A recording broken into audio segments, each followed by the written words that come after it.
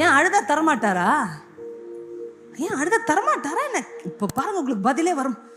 ஏசப்பா அழுத தரமாட்டாரு. ஐயையோ, இப்போ இவ்வளோ நாள் அழுததெல்லாம் வேஸ்ட்டு தான்.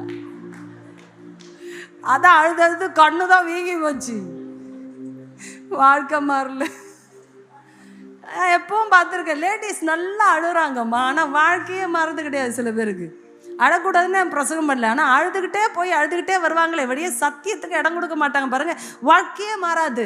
நீ அழுது என்ன பிரயோஜனமான்னு கேட்பேன். அதுக்கு அழக்கூடாதுன்ற கர்த்தர் சொன்னா, இல்லைன்னா அவள் அழுதுருக்க மாட்டாளே ஆண்டவர் சமூகத்தில்.